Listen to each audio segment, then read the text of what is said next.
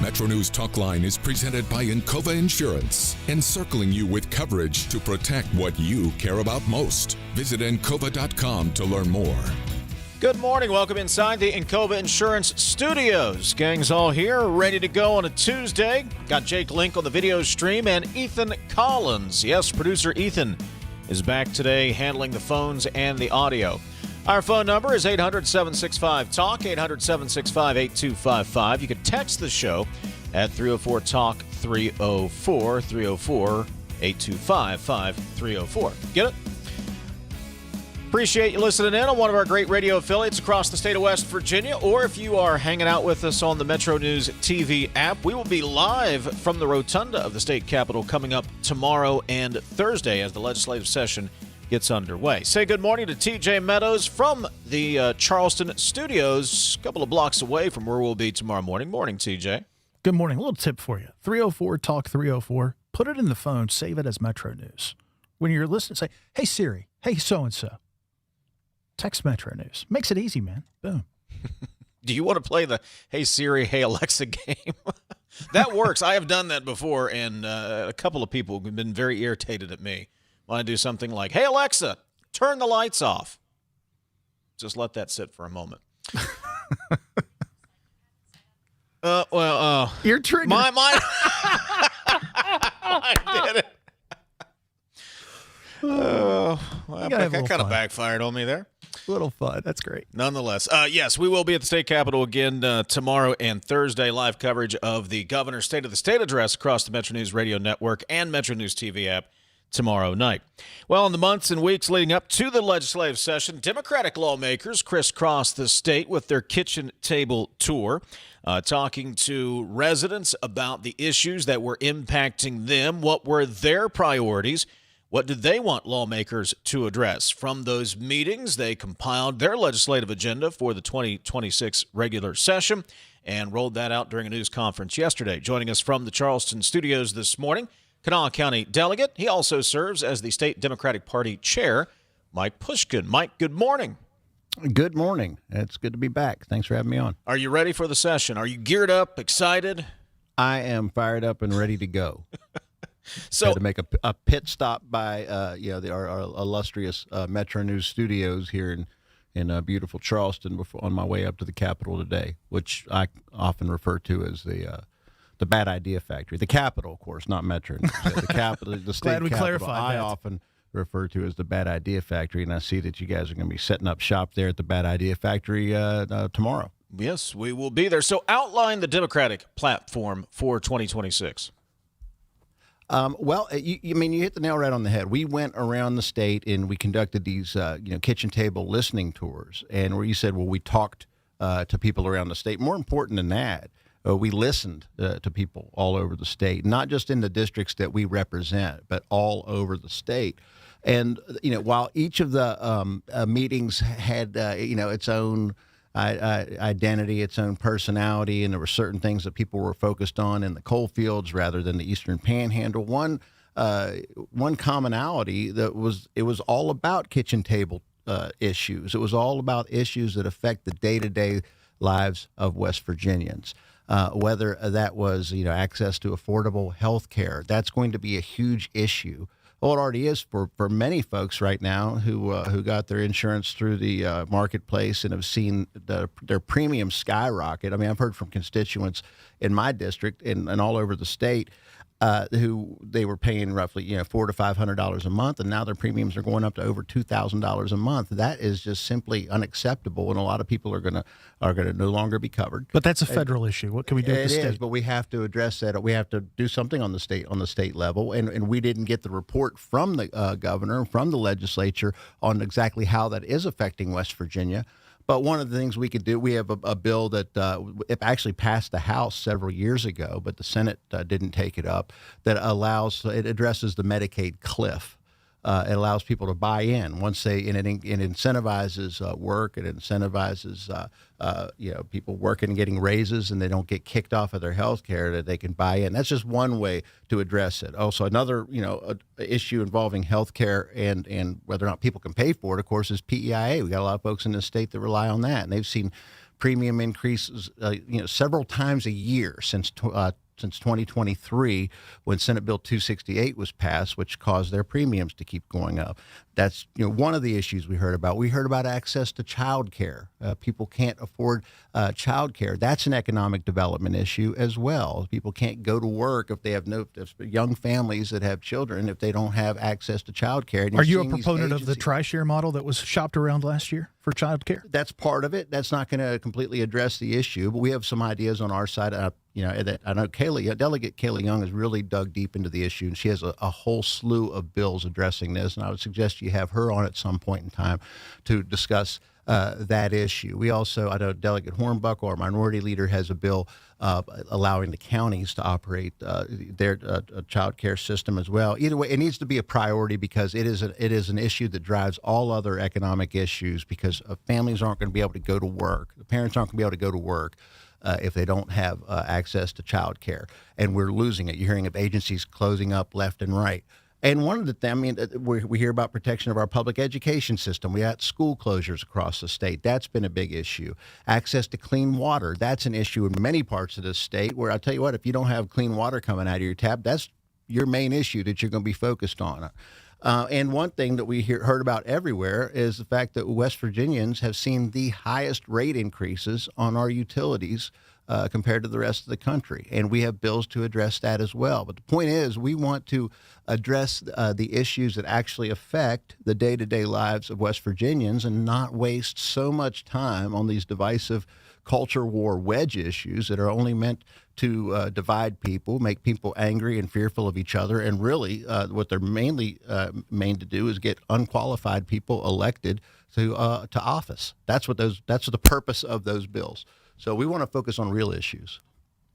TJ, you want to take the utility? You're the electric guy. You're the utility guy. Do you want to take that question? Sure. How are you going to do it?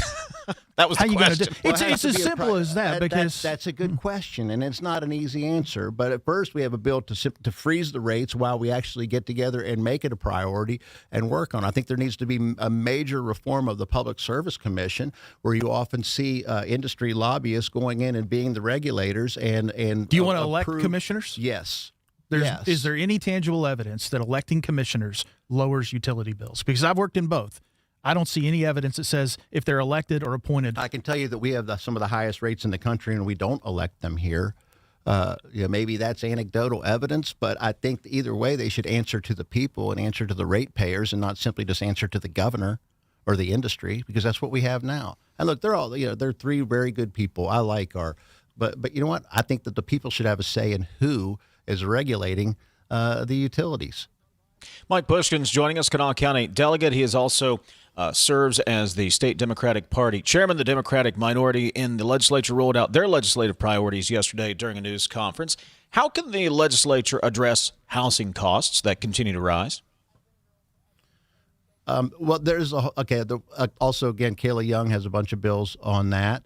But that is part of our platform as well, addressing housing issues, whether we're looking at, interest rates or things that the states could do to step in and help first-time home buyers. I think we also need to look out for renters as well, but make sure that we're not just focused on, those at the top of the food chain, but actually having affordable housing for people all over the state. I know it's a very big issue in the Eastern Panhandle right now, where you have more and more people moving in and not enough places for them to live.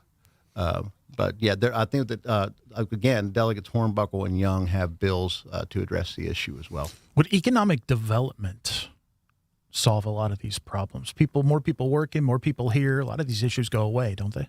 Oh, yeah, of course. But you're not hearing all the same economic development announcements that you had a few short years ago, and when you had the effects of the infrastructure bill and the American Rescue Plan and the Inflation Reduction Act. You can say what you want about it, but it caused a lot of investment. It brought a lot of investment to West Virginia, and we were getting these announcements every other week. I don't think it was a coincidence that it was all a result of really what happened during the first 2 years of the Biden administration, when Democrats had control of Congress, and it was all coming from the federal level. You take that away, and you're not hearing those big economic development announcements anymore. And we're not doing anything to address it. I mean, I think a poll just came out that said West Virginia was like the worst state to live in, worst state to raise a family in. That poll came out yesterday, I saw. One of the main factors in that, of course, is having good schools. When you go out to recruit people to open up a business and bring people, the businesses are made up of people, to bring business to the state, bring their employees to the state. The first question are always, how are the schools? Mm-hmm. And what we're doing here is taking money out of our public school system, creating this voucher system, which is largely unregulated, sending money out of state, giving money to the extracurricular activities, and taking money out of our public schools while we see school closures left and right throughout the state. That's devastating to local economies. Mike Pushkin joining us here on Metro News Talkline. Mike, I hear a lot about affordability, the affordability issues. Can you define affordability? What are we trying to address? It's cost of living. That's an easy way to say it. I mean, affordability. I think President Trump's the only one that doesn't understand what the meaning of affordability means. You're able to pay for something, whether it's your utility bill, whether it's your groceries, whether it's gas at the pump. It's child care, health care. That's what it's about. Being able to pay for stuff. Credit for trying. I mean, I like your ideas. I think, though, it's going to come down to, and I'm not being critical here, but it's the details, how you want to do it. And look, I get you'll have bills and those will come out and we'll talk about the details. Mm-hmm. I think the goals are admirable. I don't know how you do it, and I'll reserve judgment until then. It's a matter of it's a matter of priorities. Okay, over the past several years, really 10 years since the Republicans have had the majority, and even worse since they've had the supermajority, they seem to have only been focused on stuff that's really easy. These social issues, they're easy to talk about because they don't really do anything. I would agree with that. Except get people ticked off at each other. Social issues are a lot easier than creating a job. Yeah, it's a lot. So the questions you've asked, they're tough questions because these are tough issues. But the people of West Virginia deserve a legislature. They deserve elected officials that'll focus on that and actually focus on their day-to-day lives rather than just focus on getting reelected, because that's all that the legislature, the supermajority in the legislature has seemed to be focused on for the past several years. So yeah, it's not easy. We didn't put our names on the ballot and run for jobs because we thought they were going to be easy. We have to do the difficult work of helping to improve the lives of our friends and neighbors here in West Virginia. Yeah, and it is difficult. And it is difficult, especially when you're in a small minority in the legislature. But we have really good ideas on our side, and we feel that we can work across the aisle to get these ideas across the finish line because they'll actually work and actually do what we're supposed to do. And that is to improve the lives of our fellow West Virginians who we are supposed to be working for up there. Mike, if you could have the supermajority for a day, give me a bill, give me an idea that would lead to job creation, economic growth that you would want to get through the legislature. If you were dictator for a day, if you will. I don't like to use that word. I'd save that for the other side. That's what they seem to be focused on. There it is. I would, do exactly what we continue to do, go out and listen to people and see what they wanted us to do, whether that was access to affordable child care. That is an economic driver. I would rein in this HOPE voucher program so we could start funding public education again. You got to do more than that, though. There's more than that wrong with public ed. You would agree with that. Well, but you're not going to fix it by taking money out of it. No, I would actually go through Chapter 18 and make those regulations easier for folks to follow and make it easier for teachers to simply teach and attract people to that profession. I would address all these types of issues that make people want to live in this state and not focus on things that drive people out of this state. There would be too much to do on day one. I think one of the easier things to do on day one would be to repeal right to work. That didn't bring anything to this state. I would go ahead and bring back that prevailing wage quickly. That would be the easiest thing to do. You've been talking about supermajorities. You're going to throw gas on the fire? You know what I'm talking about. About their winter meeting they had? Yeah, you going to throw gas on the fire? Sure, let's do it. I got a couple gallons right here. What do you think? I think that never interrupt your opponent while they're in the middle of making a mistake, and they made a big mistake. I think the Speaker of the House this morning at a public event called it an extraordinary mistake to close the primaries. I think it is a mistake. Hanshaw said that. The fastest growing voting bloc of voters nationally and here in West Virginia are independent and unaffiliated voters. And for the life of me, I can't figure out why the Republican Party here in West Virginia would say, we don't want you. Well, our primaries, the West Virginia Democratic Party, we're keeping our primaries open, and we want unaffiliated voters. We want independent voters to go and request a Democratic ballot. And you know what? We're going to have competitive primaries. The filing period started yesterday. We've got Democrats showing up. We're going to have competitive primaries and give folks something to vote for. And if you want to run for office as a Democrat, contact us at wvdemocrats.com/run. Mike Pushkin, Kanawha County delegate and Democrat Party chairman. Mike, always a pleasure. We'll see you at the Capitol, buddy. Thank you. Hey, thanks for having me on. It's Talkline on Metro News from the Encova Insurance Studios. Tens of thousands of hardworking West Virginians earn their living in our state's growing natural gas industry, including thousands for Antero Resources, West Virginia's top natural gas producer. Antero's investments are boosting our local workforce and small businesses. We're proud to give back and invest locally to support West Virginia workers producing West Virginia energy. But the Mountain State's best days are ahead, and Antero Resources is just getting started. Visit AnteroResources.com to learn more. Located in the heart of West Virginia, Bridgeport is the place to play. Endless indoor and outdoor recreation opportunities, including the Bridge Sport Complex, coupled with a dynamic food scene, make Bridgeport the perfect getaway destination for couples and families. Explore unique shopping and pick from a wealth of lodging options to find something perfect for your needs. Explore the heart of West Virginia in Bridgeport. Learn more about all there is to do at greater-bridgeport.com. We are there for you, to care for you at the Health Plan. The Health Plan is still growing, giving you a large network of doctors, friendly and helpful customer service representatives, and competitive, flexible pricing plans that meet your needs. Log on to healthplan.org for more information. We are there for you, to care for you at the Health Plan. We are here for you. Hospitals drive West Virginia's economy. They produce jobs and create opportunities while keeping our communities healthy.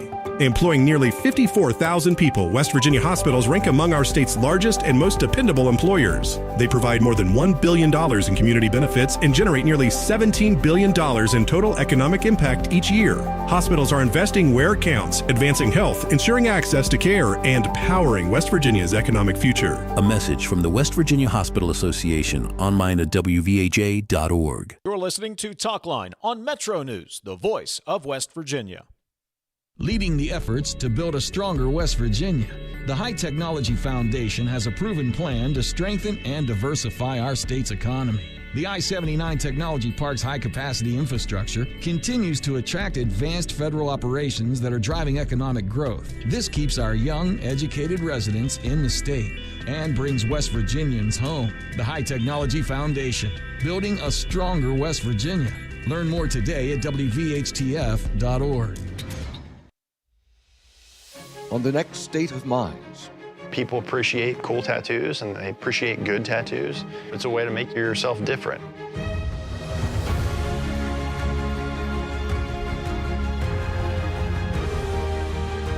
What do you think would fit me? I think a ninja. A ninja with two swords. It's Toyotathon, and we're determined to make this the best one yet. Starting now, when you purchase any brand new Tundra or Tacoma, you'll drive away with a personalized Dan Cava Yeti cooler. This December, unwrap incredible deals like 2.99% for 72 months on 2026 Tundras. Snow, sleet, or holiday travel, your perfect winter ride is waiting for you. Dan Cava, Toyota World in Fairmont. Shop the world! Poca Valley has proudly served the citizens of Roane, Kanawha, Putnam, and surrounding counties for over a century. As your trusted community bank, we're committed to building relationships and meeting your financial needs. And with the Poca Valley Visa card, you can enjoy competitive interest rates, no annual fees, and a rewarding points program, all from a bank you know and trust. Visit your local Poca Valley office to apply or call us. Poca Valley, where relationships matter. Member FDIC.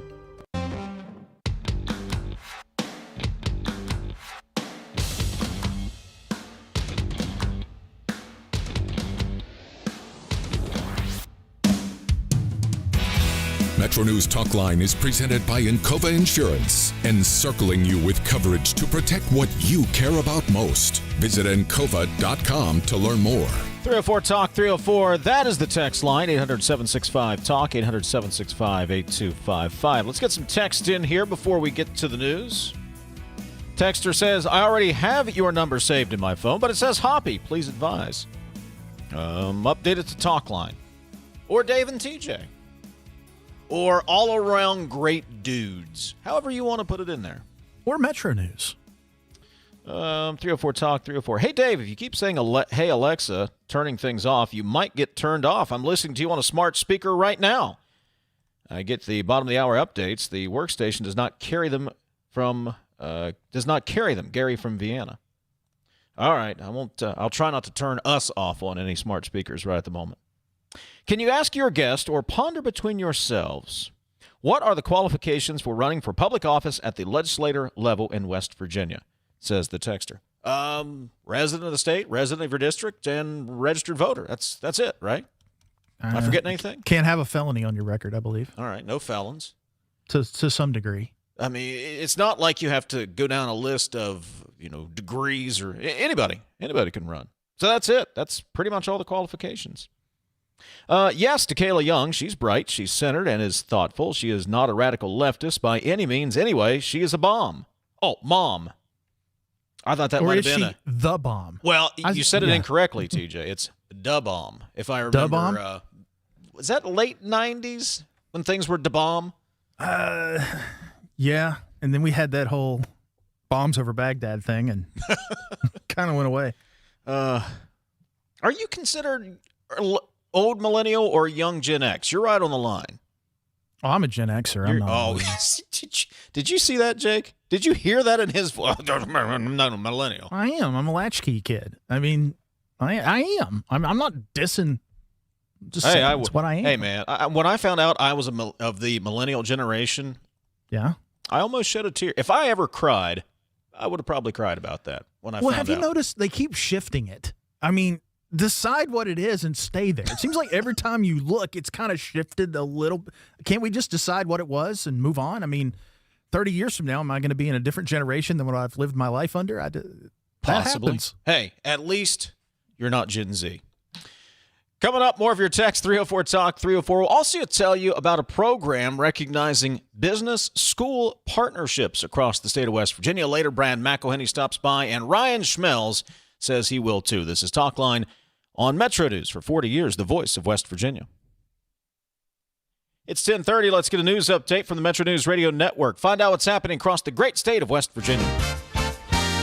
West Virginia Metro News, I'm Jeff Jenkins. Arguments underway today before the U.S. Supreme Court. It's hearing the challenge of Harrison County High School student Becky Pepper Jackson to the state's law that prohibits transgender boys from competing in girls' sports. Pepper Jackson told ABC News that she believes that she'll win this case. I've been a girl forever, and playing on the guys' team is going backwards. Bill advocate, championship swimmer Riley Gaines stood with attorneys general from several states Monday calling for the Supreme Court to uphold the state laws. Well, we've heard Democratic elected officials who say, look, this is just a solution in search of a problem. We're just talking about middle school girls basketball. It doesn't really matter that much. Sports aren't really about winning. They're about happiness. That's what I've heard. Thank you guys for being willing to push back on that. Follow today's arguments at WVMetroNews.com. West Virginia Republican Party Chairman Josh Holstein says the party plans to spend some money on voter education efforts, urging registered independents to switch to Republicans so they can vote in what will now be a closed GOP primary in May. Everything getting into place at the state capitol for tomorrow's start of the 60-day legislative session. Before that starts at noon tomorrow, there will be a final day today of interim committee meetings. Governor Patrick Morrisey will deliver his State of the State address tomorrow night. You're listening to Metro News for 40 years, the voice of West Virginia. Brighten your mornings with Tudor's $5 sunrise specials. Enjoy our Mary B, egg, crispy bacon, and cheese on our buttery biscuit, loaded with more bacon than the rest. Or try the Ron, featuring a bigger, hearty sausage patty topped with egg and cheese on a biscuit so delicious you will savor every bite. Each combo comes with crispy hash browns and your choice of coffee or iced tea, all for just $5. Warm up winter mornings with this hot deal. Available for a limited time. Who are the toughest men and women in the area? Chenoweth Ford, RG Motorsports, Bridgeport Express Care, North Central West Virginia Airport, Harrison County EMS, and Hydrodynamics present the 47th Annual Budweiser Tough Man Contest. Welcome by 5 News WDTV and 97.9 WKKW. Coming to the Clarksburg Armory tonight at 7 p.m. Buy tickets to the pay-per-view at WVToughman.com. Doors open at 6 p.m. Tickets available at the door. Featuring pro fights, Trey Stout versus Gerald Sanders Friday, and Zach Randolph versus Keith Barr on Saturday night. After party, Brickside Bar and Grill. A regional furniture business has announced it's closing its doors. That includes 2 stores in West Virginia. Value City Furniture has stores in Huntington and Parkersburg. Company officials say closing sales will continue while inventory lasts. Value City's owner filed for bankruptcy last November, has failed to find a buyer. The Mountaineers offer that big win over Kansas in Houston tonight to take on the Cougars. And that tip-off 8:30 from Houston tonight. Pre- and post-game coverage at our website. From the Metro News Anchor Desk, I'm Jeff Jenkins.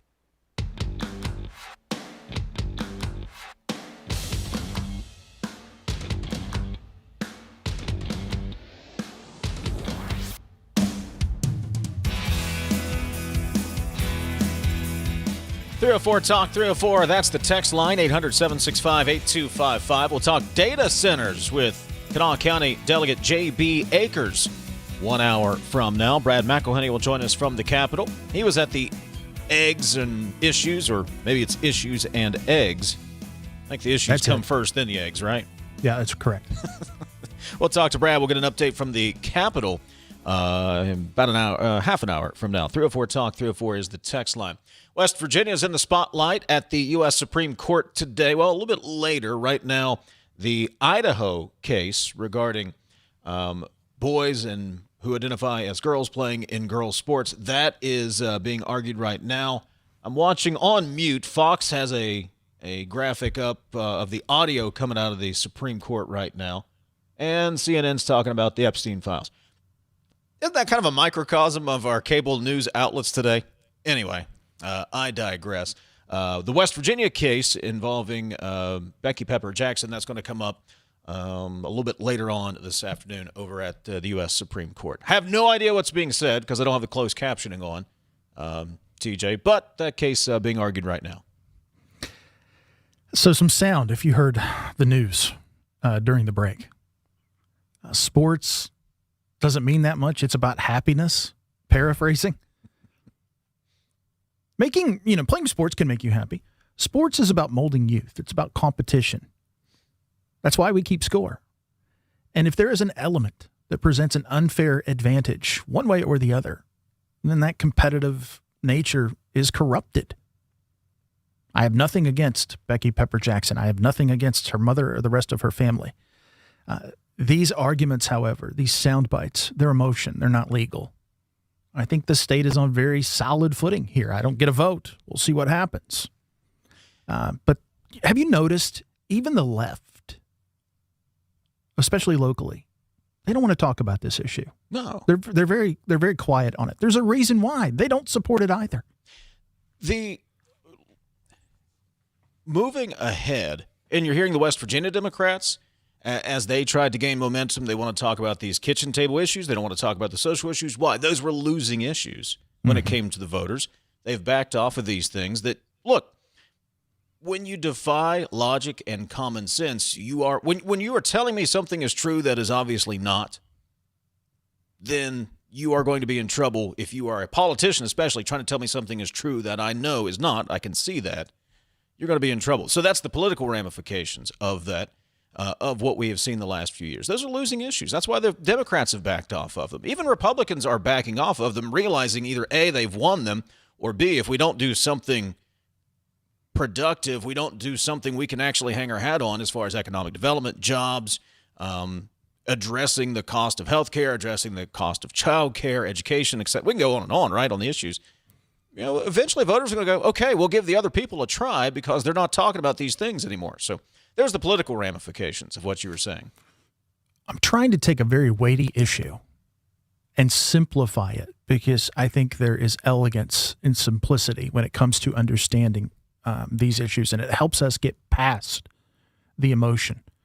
The fact, as I see it, is that we live in a broken world. Things are not perfect. And as much as we want to make it a perfect world, this is not the way to do it. We're trying to do something that just cannot happen. And I have no doubt that BPJ identifies and has those feelings. And I don't discount that. I think that's real. I think chemical natures matter. I think people, they are who they are. I'm not discounting any of that. I'm just saying there's an issue of inequity here, and you can't dismiss it whether you're on hormones or not. There are differences. And I think it's okay to acknowledge that. We will see. The U.S. Supreme Court will hear arguments a little bit later today in the West Virginia case, and it will probably be June, maybe July by the time we get a ruling from the U.S. Supreme Court on that case, both the Idaho case and the West Virginia case. Attorney General J.B. McCuskey is there. His solicitors will be arguing a little bit later today. J.B. McCuskey's been all over the place, by the way. Have you seen? He's been all over the place. I saw him on the front page of Fox News. I saw him on Fox News yesterday. All the cable channels, bunch of podcasts. I mean, yeah. He's making the rounds. He's making the rounds, and, he's not arguing. It's interesting. I was looking. I'm not sure. Idaho, right? It wasn't Iowa. Idaho. Yeah, Idaho. The way this is set up, we get one lawyer.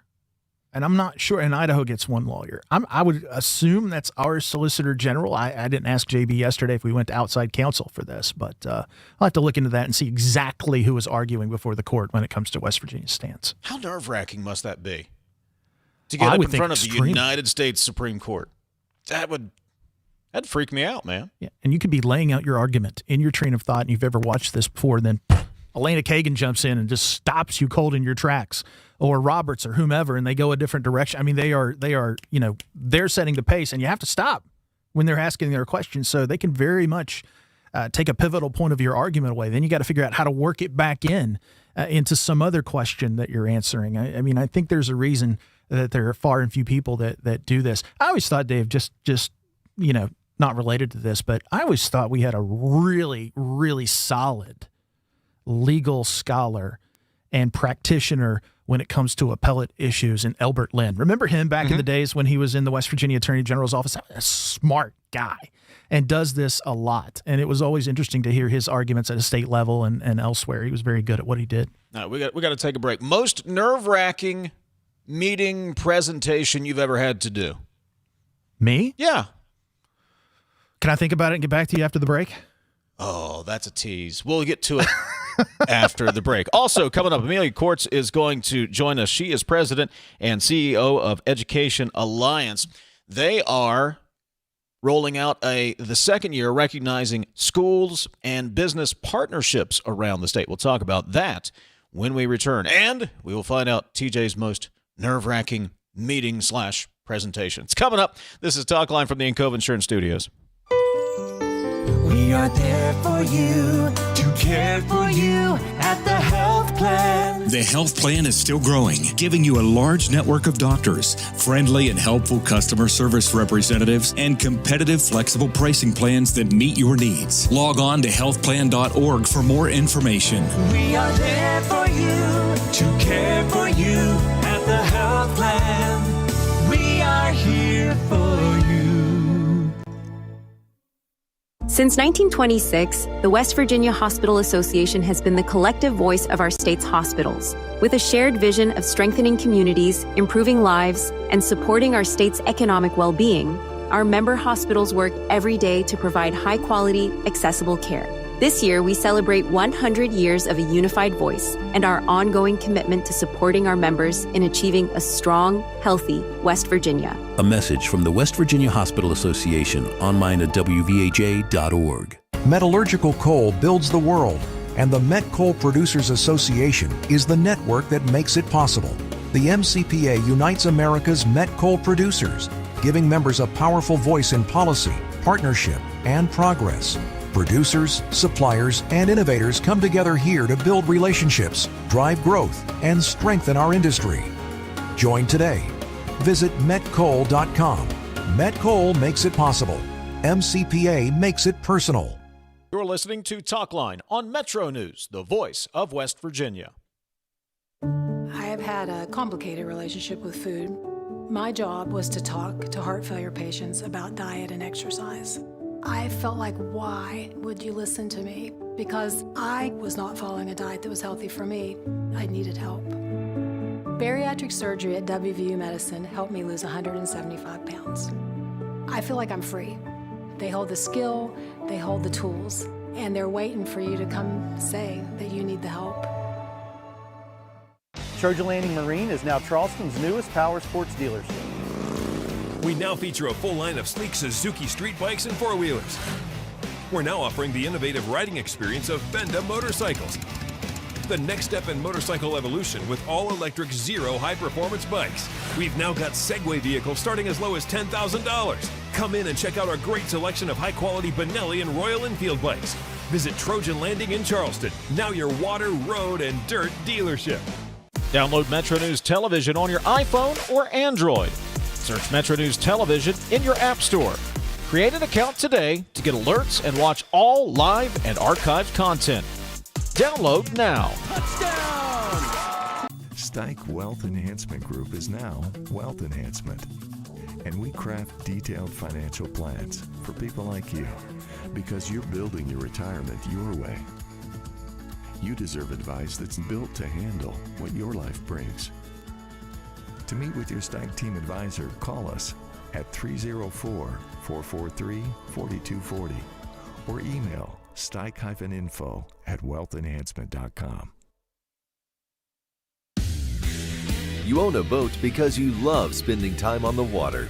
Choose the outboard that allows you to make the most of it. Honda Marine's legendary reliability, ease of maintenance, and powerful performance keep you going strong.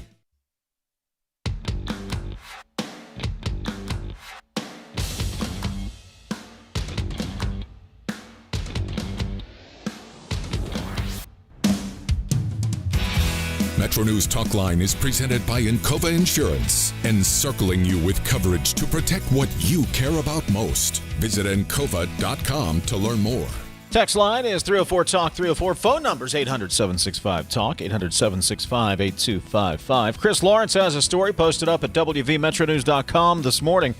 A number of West Virginians who have outdoor-related social media sites got an unexpected alert on Sunday. Without warning, numerous Facebook pages were informed by Meta their content violated the rules and their site would no longer be recommended to others. The common thread, those sites all had outdoor content and pictures of outdoor pursuits like hunting or fishing. Your recommendations are suspended. Your page is not eligible to be suggested to new people right now, read the alert on the page of Longspur Tracking and Outfitting. Go check out Chris Lawrence's story at the website this morning, WVMetroNews.com. 304-TALK-304 is the text line. 800-765-8255 is the phone number. Amelia Courts is president and CEO of the Education Alliance. They were in Mercer County last week, kicking off their second annual program, highlighting business-school partnerships across the state of West Virginia. Please say hello and good morning to Amelia from the Charleston studios this morning. Amelia, good morning. Good to talk to you. Good morning. Good to talk to you as well. Appreciate you coming by. So explain what this partnership and this program is involving school business partnerships. Sure. So the Education Alliance is a statewide nonprofit organization. We have been around for 43 years, and we actually started school business partnerships back in the 80s. And we started last year with support from Hope Gas, the Hope for the Future School Business Partnership of the Year Award. And the president of Hope Gas is very dedicated to keeping our youth in West Virginia. So he said, what can we do to inspire more young people to stay in our state, to find jobs? We know there are meaningful employment opportunities out there. What can we do to inspire this? So we launched this initiative to basically recognize excellent partnerships across the state and select 8 regional winners across the state. So it's not just the Charleston area or the Eastern Panhandle. It is really statewide. Each regional winner gets a $2,000 grant, and then from those winners, we select one amazing statewide winner. Big announcement last week in Mercer County. Tell us about it. Yes, so we were in Mercer County last week with Conweld, and Conweld Industries was one of our 8 winners last year. They have a fantastic partnership with Mercer County Schools, and we were able to see that partnership in action. We actually got to talk to one of their students who is learning the welding profession. Her name is Catherine.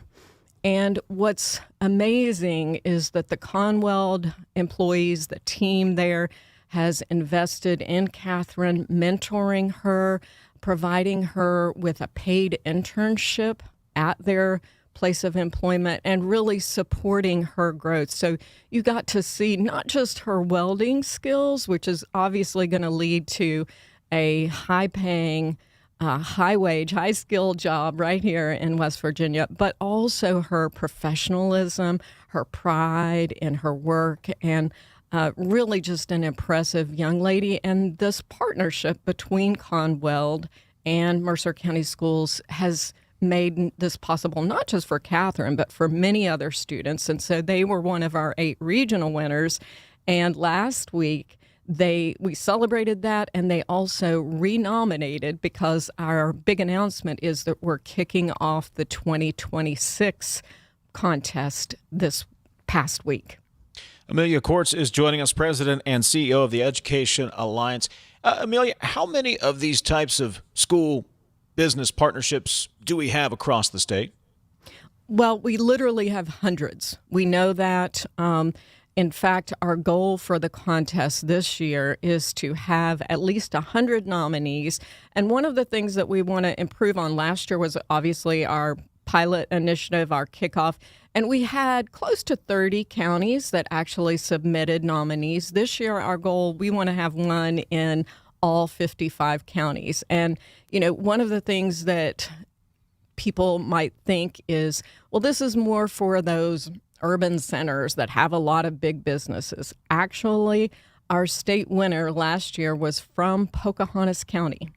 And Pocahontas County has created educational experiences with the local tourism businesses there, the ski resorts, the hotels, and every single student in Pocahontas County has this rich learning experience, outdoor experience, throughout their education career. And so they are a great example of a rural community that have embraced the resources that they have in their community. And they're creating not just, science lessons, but real world experiences that lead to careers for their students in their community. Are you still taking nominations for programs this year? Or how long do you take nominations? How can people get involved? How can they get more information? Great question. So the contest just launched, and it's super easy. Very straightforward 4 questions that each nominee will need to ask. They need to, first of all, go to our website, educationalliance.org/Caperton. They can nominate their school or they can nominate their business in this partnership award. And the contest runs through February 28th. So we've got about 6 weeks left, and we would love to see a nominee from all 55 counties.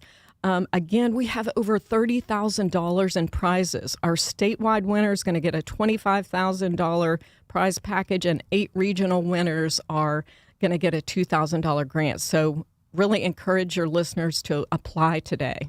She's Amelia Courts, President and CEO of Education Alliance. Amelia, thanks for stopping by. We appreciate it. My pleasure. Thank you. Take a break, get some of your text, and we'll wrap up hour number 1. This is Talkline from the Encova Insurance Studios.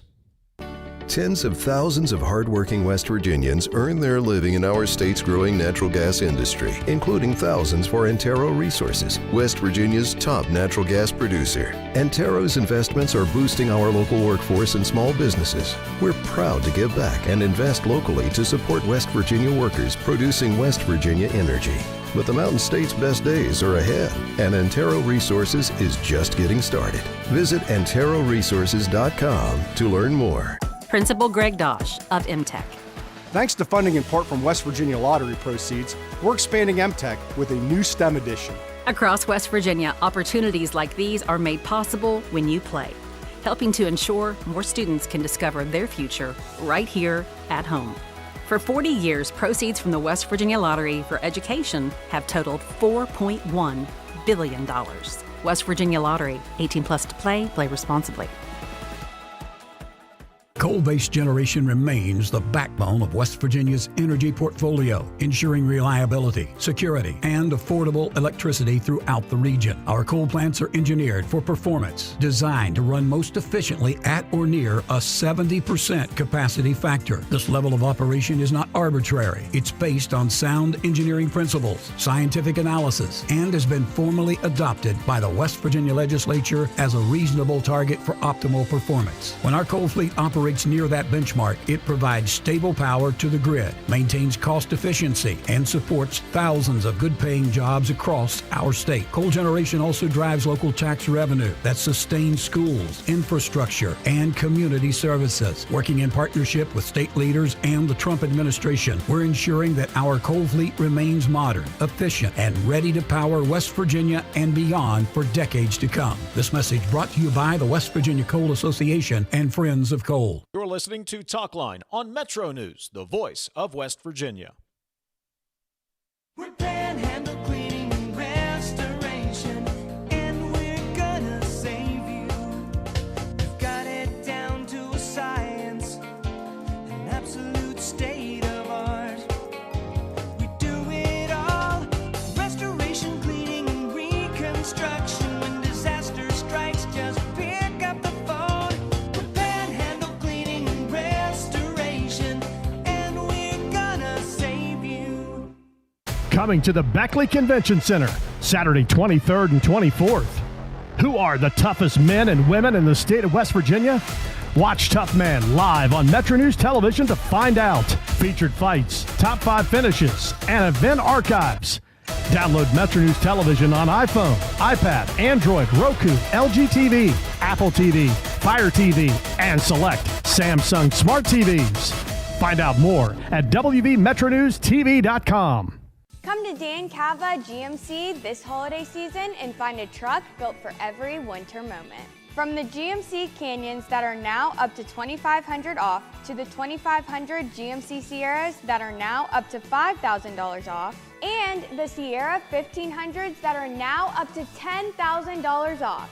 We've got the winter-ready trucks that your family can count on. Come see us today at Dan Cava GMC in Bridgeport. Shop Thora.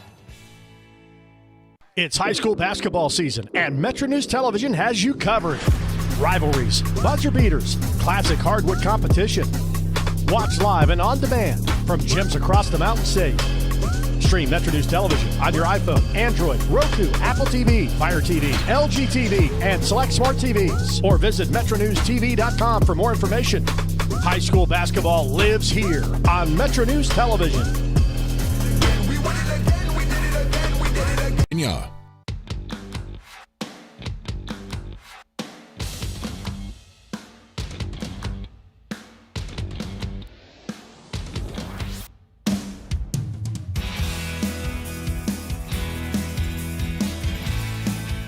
A couple of million could go a long way. The Lotto America jackpot starts at $2 million and will grow until somebody takes it home.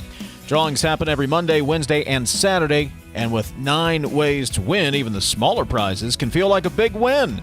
Just $1 to play, in-store and online, 18 plus to play. Please play responsibly. Current jackpot is $12.74 million. Get your chance at manageable millions. Brad McElhenney going to join us coming up. Update from the Capitol. Ryan Schmelz as well. We touched on this lightly yesterday. Schmelz will get us some more detail. But TJ, the Trump administration, or let me rephrase, President Trump is getting some pushback from some within his administration about going after Jerome Powell, the Fed chair with the Department of Justice, and looking into him. He's getting some pushback there. Scott Bessent was one that said, I paraphrase, may not be a great idea. Jamie Dimon doesn't like it. The street doesn't like it. If there were ever an instance to say that the president of the United States is not a true conservative, I think this is one. You don't mess with the Fed. You don't. The Fed is independent for a reason. Now, we can have a serious debate about whether or not the country should have a Fed. That's different. And we can have that debate. But this, for political purposes, this is how you're going to go? No. And look what it's doing to the market. Down yesterday, down today. Of course, we rebounded yesterday, but that was for other things. So I shouldn't say, but down again today. It just, I don't like it. I don't like it. I don't like telling credit card companies what they're going to charge in interest arbitrarily. But apparently, we're doing that now, too. Here's the lead sentence from the Wall Street Journal editorial board this morning. This was actually, yesterday afternoon. I beg your pardon. In the annals of political lawfare, there's dumb, and then there's the criminal subpoena federal prosecutors delivered Friday to Federal Reserve Chair Jerome Powell. President Trump would do himself and the country a big favor by firing those responsible for this fiasco. Yeah. And then it goes on from there. This has a sense to me, and look, this is a gut feeling. Take it for what it's worth. Is this something Trump ordered, or is this something underlings did, thinking the boss will be happy if we do this? I'm going to pose that question to Smells, see if he has any insight there. Did Trump say go after him, or is it the people under him who want to please the boss? Well, if it was the latter, he better get his people under control, because this has backlash.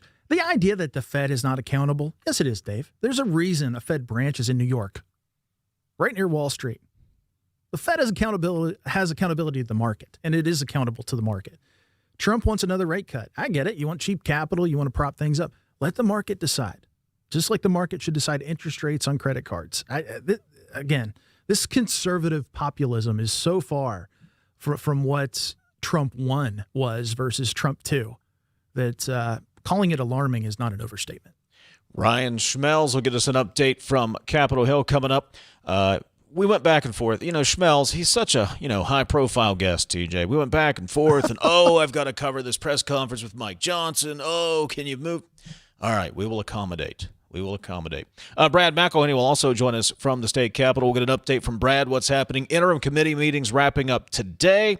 There will be a couple of presentations tomorrow, and then the gavel will drop on the legislative session, which will start at noon tomorrow. Programming note, we'll be in the Capitol Rotunda tomorrow and Thursday, and we'll have the governor's State of the State address across the MetroNews radio network and on the MetroNews TV app Wednesday night, and then we'll be back Thursday morning to break it all down. Go grab you another cup of coffee, and how about a Danish as well? And get set for the second hour. MetroNews Talkline coming up on Metro News for 40 years, the voice of West Virginia.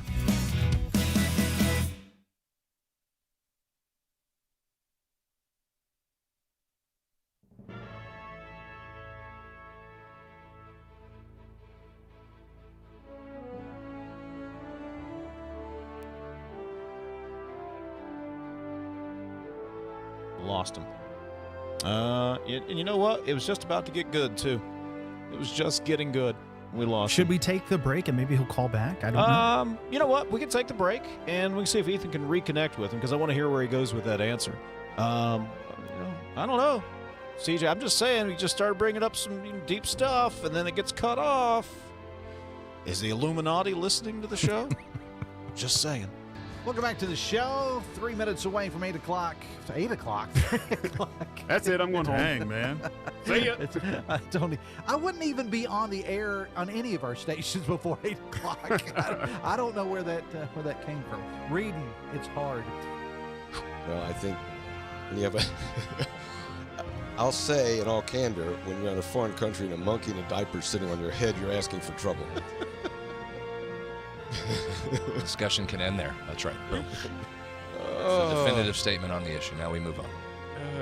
So how many times have you thought about that was a bad idea that I had a monkey on my head since you had the monkey on your head? Every time I go visit Dr. Pellegrino, my personal doctor. Do you know what it's like to tell your doctor that? Well, Doc, I also had a monkey. Excuse me? Had a monkey on my head with a diaper on. I bet you that's the first time Dr. Ron has ever heard that one. He's probably heard a lot of things. He's heard a lot. Yeah, Dr. Ron has. He's one of the great West Virginians. He's up there from the Northern Panhandle. He's awesome. Tremendous. Yeah, Dr. Ron, good dude. We were talking in my office a little earlier, and a phrase that Ryan used that I was really kind of gobsmacked over. He started a sentence with me. He said, "We were watching football on Thursday." I know, he did the same thing to me. He did this. Is this like Earth 2? I said, what? He came back and started telling me about the Cowboys and the Chiefs game. I know. And you were watching the Lions game on Thanksgiving Day. Well, what happened? What happened to our little Ryan? Well, when my Uncle Bill and my Uncle Chris asked if I want to watch football with them, I don't say no. Okay. So because I'm not a recluse anymore. So if you have uncles that are big sports fans, do you get some creds? Are you like, hey, I'm actually you want to kind of sports show? It's syndicated. Well, I don't. Statewide. Well, I don't want this to be a sports show. Second game this season that Honor's had 8 threes. Second time he's had 8 threes, and his coach has pulled him out with over 4 minutes to go. You're up 40. Yeah, but coach just does not want to see him get that record. There may have been a discussion about that on exactly where he was in the number. Did you let him know this time? But there was a discussion about where he was with the number. But at the end of the day, Ross decided the juice not worth the squeeze there. With 3.5 minutes left is when he pulled him out after the timeout there. And that's a guy with a lot of minutes on his in his body. You need to rest him. But 2 out of 11, you got to think maybe he's going to approach that again. Here's what's wild. In those 2 games where he's just been one off of Alex Ruoff's record, he's now a combined 16 of 20 from 3 in those 2 games. So he didn't just make 8 threes, guys. He was 8 of 11 last night. He was 8 of 9 when he did it before. 16 of 20 combined in those 2 games. Across this great state of West Virginia, welcome in high school game nights. I chuckle a little bit, folks, because it said early edition. As compared to the Only rest edition. of the edition, yeah. Yeah. Tonight is going to be interesting, to say the least. 10 seconds remaining. Going to be a direct snap here. Snap back. It's Tyler. Tyler fakes the run. He throws. He's got an open man. Pass top 10. 5. End zone. It's a touchdown. Pulled in by Nestor. 3 seconds left. Are you kidding me with the play call right there by Kevin Whiteman?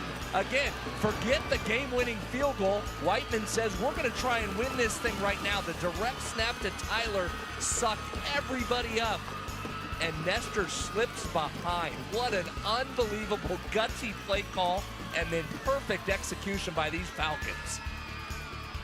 You had a moment of clarity about when it all started to make sense for you? It did, because I didn't want to be a filmmaker growing up. I didn't even know what filmmaking was growing up. I used to watch Oprah and Katie Couric, and that's what I wanted to be. I wanted to be a journalist. I wanted to be you. And I worked at West Virginia University's radio station. I had a very thick accent. People would call in and make fun of me. And so I asked my roommates, my college roommates who were from Baltimore, to teach me how to talk differently. Really? Yeah. And it's a loss, I feel, from that. And it's probably one of the reasons why I love documenting people that are authentic. Like, I don't know if I'm authentic, but I think the people I find are very authentically who they are, and that's what draws me to them.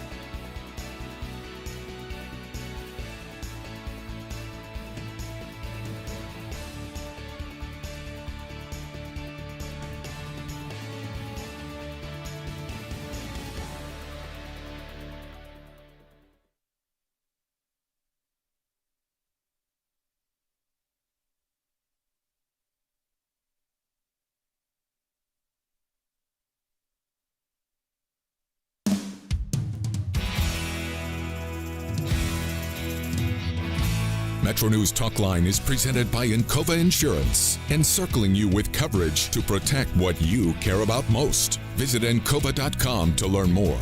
Second hour of MetroNews Talkline from the Encova Insurance Studios. Hope you are having a great start to your Tuesday.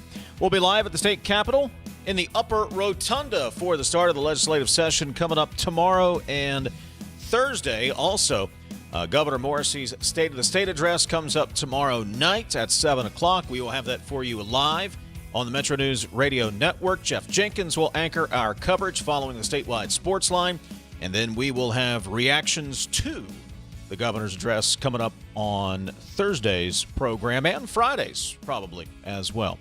Say good morning once again to all of you watching on the Metro News TV app and listening on our great radio affiliates across the state of West Virginia. You can be part of the show. Text us at 304-TALK-304. You can always give us a call as well, 800-765-TALK, 800-765-8255. Jake Link on the video stream. Ethan Collins is our audio producer, and TJ Meadows cracks the whip in the Charleston studios. Curmudgeon that I am for conservative economics. Good morning, sir. It's great to be here. Curmudgeon. How many times have you been accused of being a curmudgeon? Anytime I talk about conservative economics. Let's go to another curmudgeon in Washington, D.C., although he seems a lot less grumpy than the rest of us on this program. Fox News Radio's Ryan Schmelz, where President Trump, some in his administration are pushing back and fearing that they'll get blowback, or President Trump will get blowback from this DOJ subpoena of Fed Chair Jerome Powell. Good morning, Ryan. Hey, good morning. How we doing? Doing great. So what's the blowback? Why are there some in the Trump administration not too pleased with this subpoena of Jerome Powell? Well, there's always a concern that when you have the government meddling with the Fed like this, or threatening a prosecution, that this could have some negative impacts on the economy and the markets. Now, we haven't seen that happen just yet. Yesterday, the markets closed with a pretty healthy number, but there is a concern that if this gets more aggressive and gets heated up, then that could create some major issues for the economy. Now, of course, there are also some who are just saying, hey, look, Jerome Powell's going to be out of here in a couple weeks, or in May. So why would we do this now when his time's pretty much going to be up soon? We should probably just focus on the transition period. So is this just leverage for a rate cut? There's no sincere prosecution here. Is that what we're angling at? Just try to get a rate cut. But that's the accusation towards President Trump, and Jerome Powell's also alleging too, is that this is a way for the president to get some retribution for the fact that he's been at odds with Powell over rate cuts and some other things that the Fed has done. Now, the Trump administration has pushed back on that. There's been some denial at the White House that President Trump was even aware of the DOJ probe into Powell. So, there's a little bit of a back and forth going on between both Powell and the White House, as you'd expect. I was going to ask you, Ryan, I brought this up at the last in the last hour. Was this something that came from the White House, or were there underlings who were trying to make the boss happy by doing what they thought he would want them to do? No, that's a question that is past my pay grade. I mean, I can dig into that, but I don't got that off the top of my head. That was wow. Okay. All right, you have an assignment for the rest of the week. See if you can find out. Did it come from the top or the bottom? Yeah, that's a fair question. And then, obviously, if Dan Bondi takes any questions this week, I'll probably ask her. So we'll see what's going on here. But yeah, no, there's been some pushback on this from the Republican side, probably more so than you'd expect with some of the other decisions the Trump administration has made. So talk to me about Besant quickly. Talk to me about Thune. What are they saying? Those are two that come to mind. I haven't heard anything from Besant yet. Speaker Johnson did respond to this and said that Jerome Powell's going to have his day in court, and didn't kind of downplayed, I think, some of the situation and pointed out that we're still seeing some good economic numbers. So, he is pretty much he kind of played it safe with how he was responding to this, and he said he was taking President Trump at his word, that Powell's going to have his day in court and be able to defend himself if there's even charges being brought. You have to keep in mind this is just a criminal probe is what it looks like right now. And, if there's no evidence to charge Powell, there could be a very high likelihood that this just blows off and ends very quickly. Fox News Radio's Ryan Schmelz. As far as Congress and what's happening on Capitol Hill, there's that January 30th deadline looming out there to fund the government again, Ryan. Where are we, and how are talks going specifically about health care? Well, right now it looks like we are still waiting to see how the last of these appropriations bills are going to look. We're expected to get a vote on 2 more today. So if that's the case, then the House would have passed 8 of them. And if the Senate takes those up, that means that the 8 of the 12 appropriation bills are complete, and the government is one step closer to being fully funded. Now, it's going to be a little bit more challenging when we get to the Homeland Security bill and some of the other bills out there. They have to do a defense appropriations bill, which funds the DOW.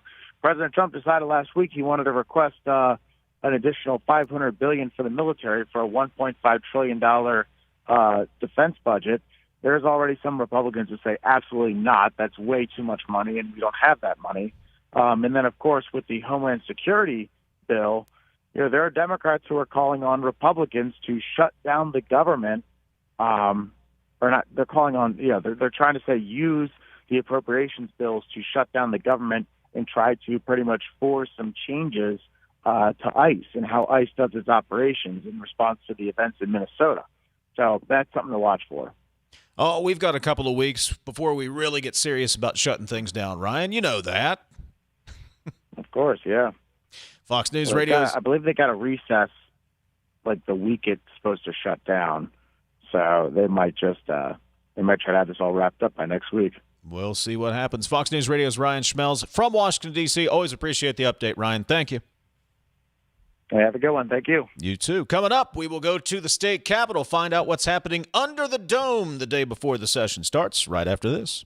Hospitals drive West Virginia's economy. They produce jobs and create opportunities while keeping our communities healthy. Employing nearly 54,000 people, West Virginia hospitals rank among our state's largest and most dependable employers. They provide more than $1 billion in community benefits and generate nearly $17 billion in total economic impact each year. Hospitals are investing where it counts, advancing health, ensuring access to care, and powering West Virginia's economic future. A message from the West Virginia Hospital Association, online at WVHA.org.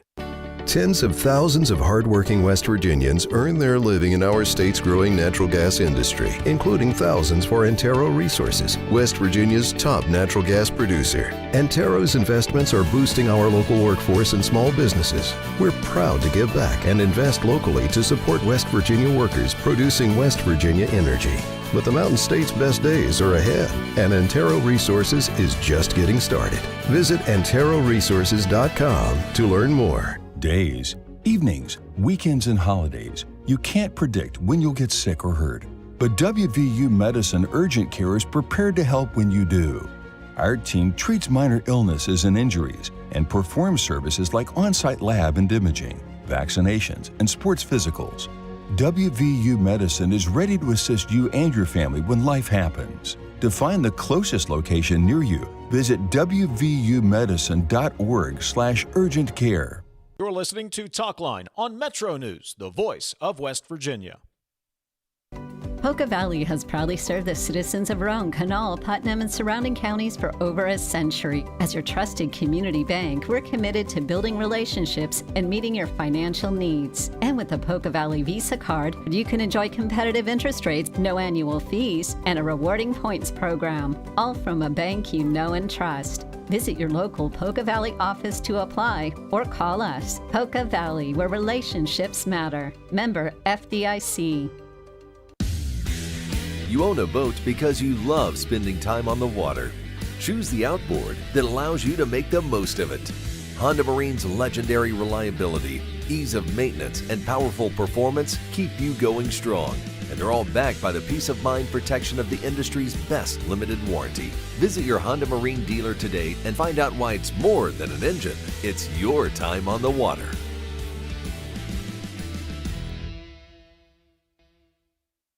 I've had a complicated relationship with food. My job was to talk to heart failure patients about diet and exercise. I felt like, why would you listen to me? Because I was not following a diet that was healthy for me. I needed help. Bariatric surgery at WVU Medicine helped me lose 175 pounds. I feel like I'm free. They hold the skill, they hold the tools, and they're waiting for you to come say that you need the help. Steig Wealth Enhancement Group is now Wealth Enhancement. We believe retirement starts with a plan. Saving for college starts with a plan. Your legacy starts with a plan. Do you have the right plan? Call our team at 304-443-4240 or email stike-info@wealthenhancement.com.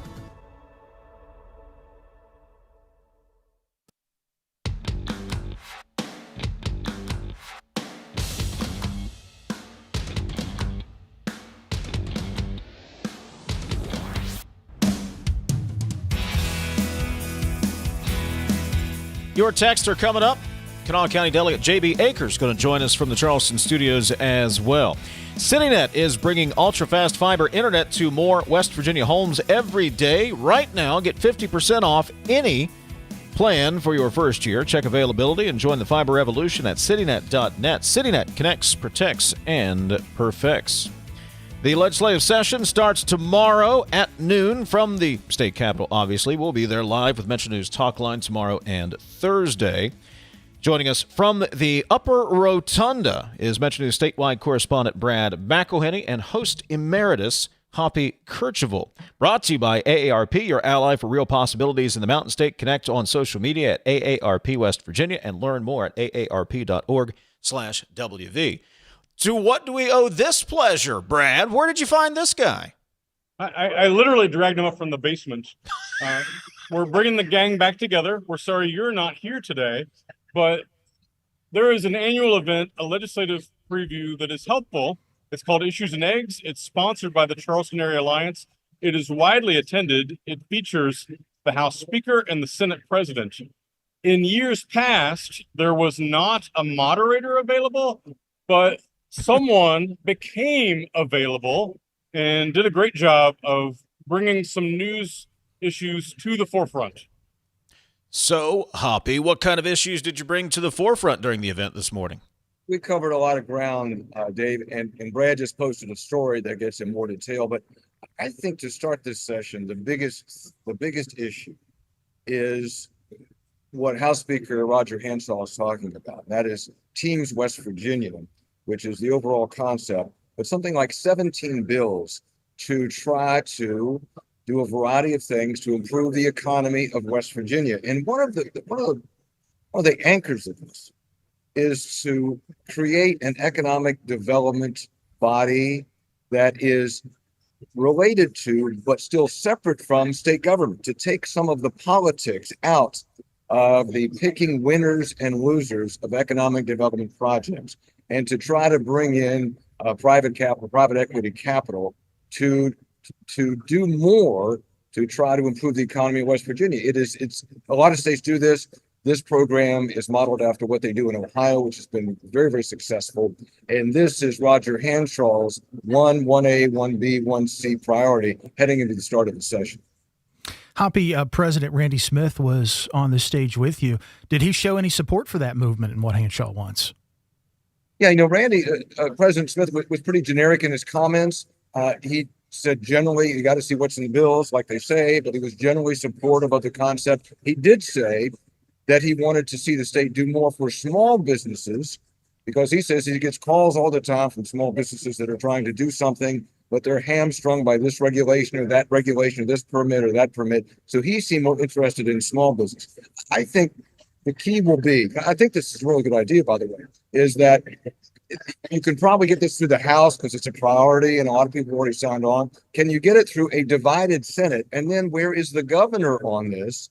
Where will Morrissey be on this? Because A, it's not his idea, and B, you're saying we're going to take some of these decisions out of your hands and put it into this sort of quasi-government body. So the governor would lose some of his specific authority.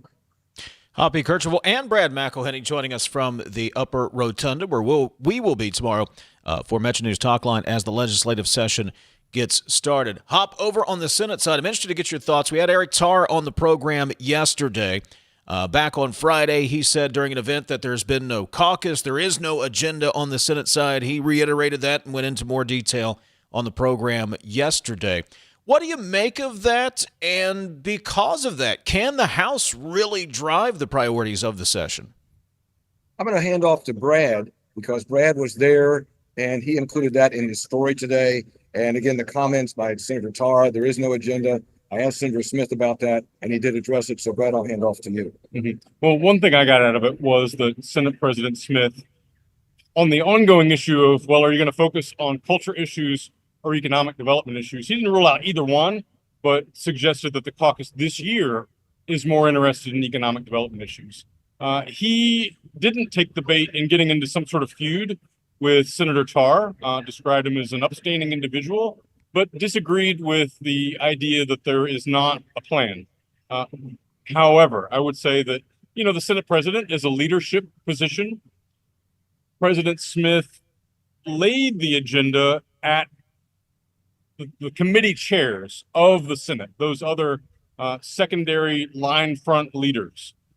I think there's something to be said for not being top down, but he essentially gave it to the committee chairs. I haven't yet heard many of them say what they want to do.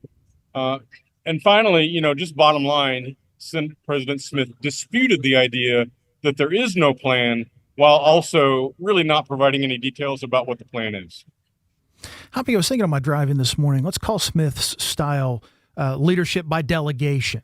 I was thinking about past Senate presidents. I don't know that that's ever been tried in the Senate or been successful. You've been around a long time. Ever seen that tried, and has it ever worked?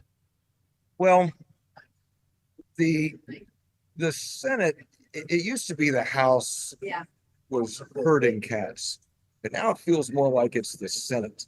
And there are at least 2, maybe even 3 factions among the 32 Republicans in the Senate.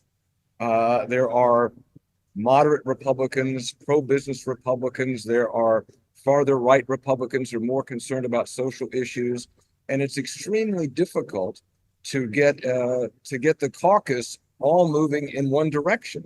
And also, Senator Smith, we both know him, you all know him, is a really nice man. Yes. And I don't think he favors, ruling with an iron fist. That's just not his style. That's not what he wants to do. So it's difficult. It's difficult to get your caucus headed in the same direction. And that's the challenge that he faces in this session, because there will be senators coming from all different directions. If I can just chime in, there was a competition among Randy Smith, Tom Takubo, and Eric Tarr to be the president last year. And I think one of the elements of Randy Smith's appeal, one of the reasons he came out on top, was that there was a feeling that in recent years there had been a top-down approach in the Senate. And one of the things that Senator Smith offered was not governing in that way. So I think this is what you're seeing, is that kind of delegation that you speak of. Let me speculate for a moment, toss this out there. We don't know what we don't know.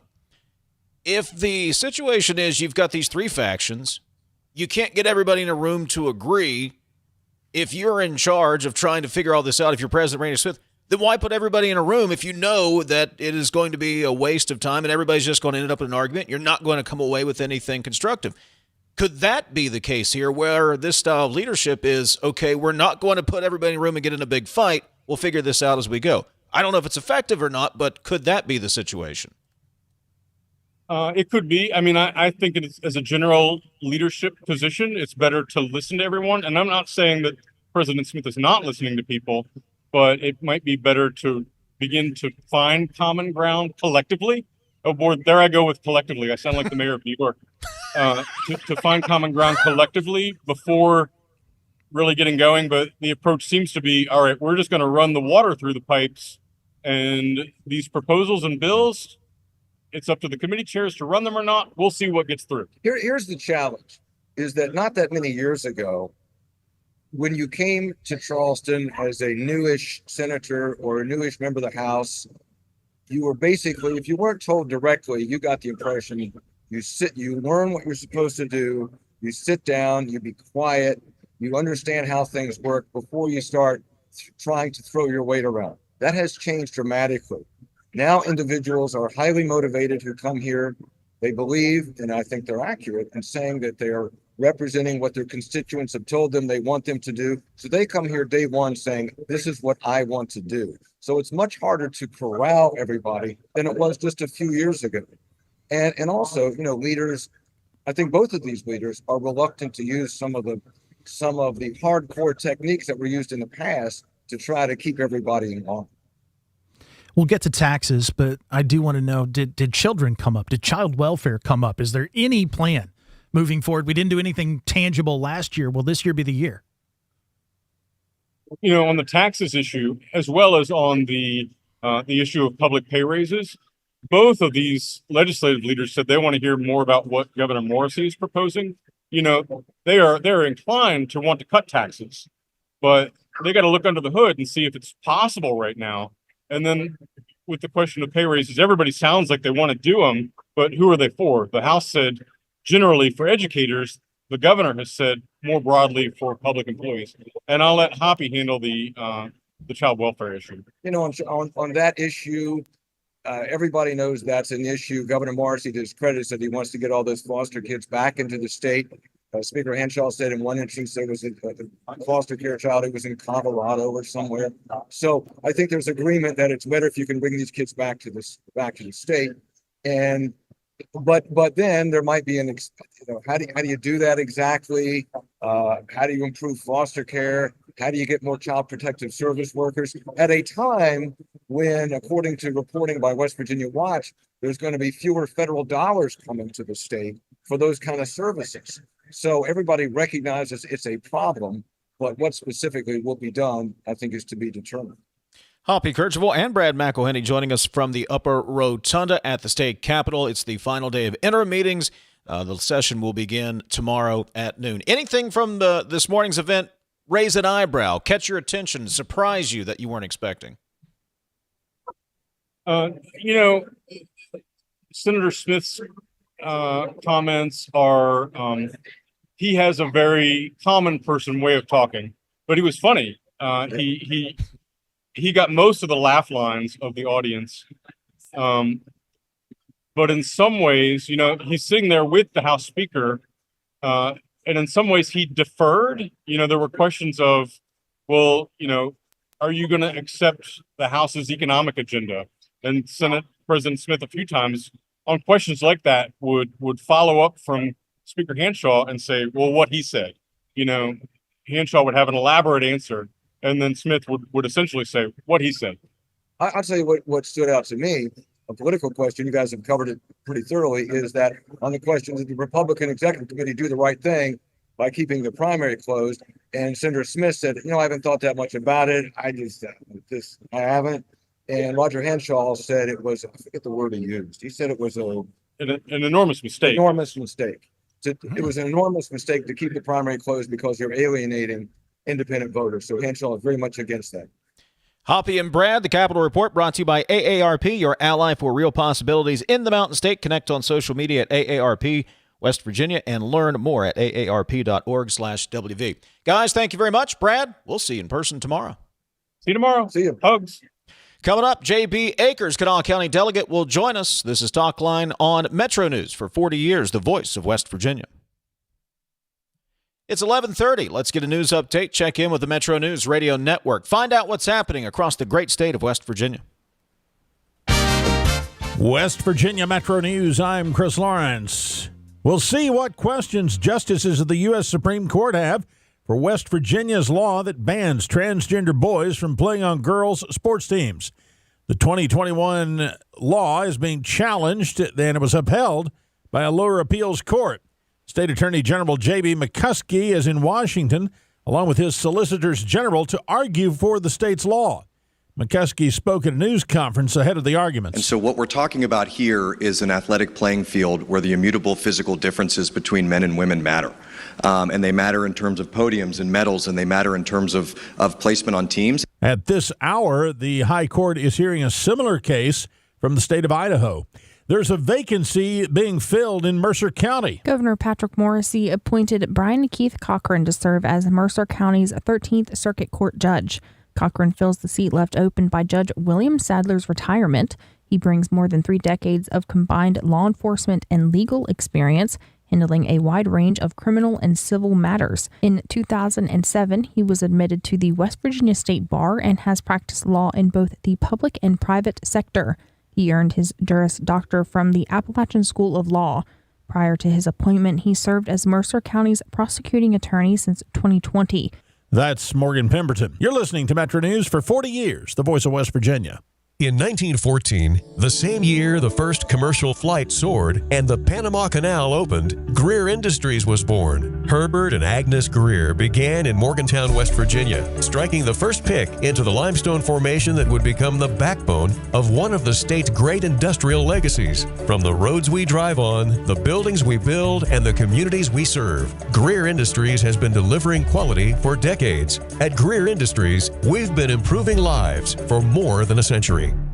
Who are the toughest men and women in the area? RDR Utility Services, Bad Lizard Granite and Quartz, Romager Dental, Revitalize Health and Med Spa, and Paramount Energy Services present the 47th Annual Budweiser Tough Man Contest. Welcome by 5 News WDTV and 97.9 WKKW. Coming to the Clarksburg Armory tonight at 7 p.m. Buy tickets to the pay-per-view at WVToughman.com. Doors open at 6 p.m. Tickets available at the door. Featuring pro fights, Trey Stout versus Gerald Sanders Friday, and Zach Randolph versus Keith Barr on Saturday night. After party, Brickside Bar and Grill. A circuit judge has given a former Monroe County deputy an opportunity to turn his life around.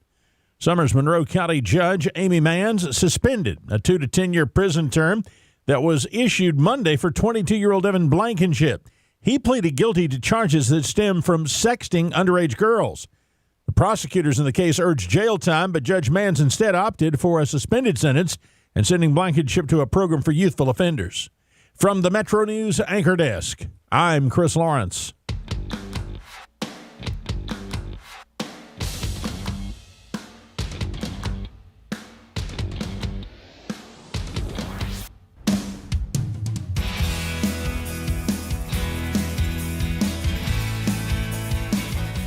Text line 304-TALK 304. Phone number is 800-765-TALK, 800-765-8255. Couple of text messages. You know, I think there has been one casualty of the Epstein files. Dan Bongino is out of the FBI now, and he was really upset and furious about the whole Epstein file thing. I've talked to hundreds of people, and number one concern is prices of food and utilities. Something has to be done now. Nice Capitol Press Corps photo at dinner last night. Forget agendas. The more important question is, who picked up the check last night? Did you see the social media post, TJ? I saw that. I didn't get an invite. I'm just saying, not to be bitter. Wow. Wow. They just left you out. Interesting. Interesting. I'm joking. No, it was a great picture, and that was a great conversation. And I bet Kercheval picked up the tab. You think I bet so? he did. Yeah, I bet he did. He probably has a tab all around Charleston, right? Just put it on my tab.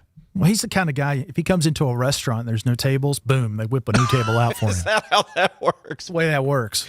Text lines 304-TALK 304. Phone number is 800-765-8255. We'll get to some more of your comments coming up. Joining us from the Charleston studios this morning, Kanawha County Delegate J.B. Akers. J.B., good morning. Good to talk to you. Good morning, boys. I was at Issues and Eggs this morning. I heard you guys talking to Brad and Hoppy on the way in, so I was actually present for all that. Appreciate you. What stood out to you from the event this morning? I did like the moderated style a lot better. I've been to a lot of those, and they used to be the speaker and the Senate president would sit up at the dais, and they would just give a spiel and tell people things, and then it was over. And I thought, the moderated version today was much more productive. I like that a lot better, so I hope that continues. So that was the most significant change and the thing that was most different from the past, and I thought it was a better format. Good. So go ahead, Dave. I'm sorry. So we wanted to talk a little bit about data centers because last year, obviously, there was the bill for microgrids and data centers. There's still been a lot of chatter about them. In fact, there was a story, I believe, in the Wall Street Journal this morning about PJM having to deal with the capacity, and a lot of that's due to data centers. So are data centers, let's start here, a good thing for West Virginia? Yeah, if done responsibly, they will be a tremendous boost to our economy, our workforce, help us pay for the things we always keep saying we need more money for, whether it's the foster care system, CPS system, whether it's schools, roads, broadband expansion, sewer, water, infrastructure issues. We have all those things we keep talking about every year. So, yeah, I mean, you have to do it responsibly. Let's say, number one, I see a lot of people, and one of the rules you should probably follow is don't read the comments, but I do still read comments. And I try to, I really try to look at what people believe, even though I don't think social media is exactly representative all the time of what everyone thinks. But I see some comments like, oh, we're just going to sell out to data centers, or, they're going to come here and just do harm to the state, and we're going to be exploited like we were with, some of our prior economics. And I'll say this as someone who comes from a southern coalfields county myself. I mean, my family is a blue-collar family. I'm a lawyer now, but my family really stressed education when I was growing up. And I come from a family who almost no one was a college graduate. I had family who worked in the coal mines, so I'm very sensitive to that. And it's 100% true in some regard with regard to the complaints about prior exploitation. In my office downtown, I've got some script from a coal company that one of my grandfathers worked at where he literally was paid in fake money. I mean, he couldn't spend his money outside of the coal town where he worked. So I'm always sensitive to that. I'm not saying those things aren't legitimate questions. But number one, and we probably don't have a ton of time, I talked about this a little bit last week on Midday with Amanda and Dave. It was very compressed. This is a big subject. So I'm just going to jump right in. I said this last week. I'll say it again. Virginia, just as one example state, but Virginia has over 600 data centers. Over 600. They're the largest data center state in the country. But all of our surrounding states have quite a few. I mean, they've got, between 40 to 80 between all the surrounding jurisdictions.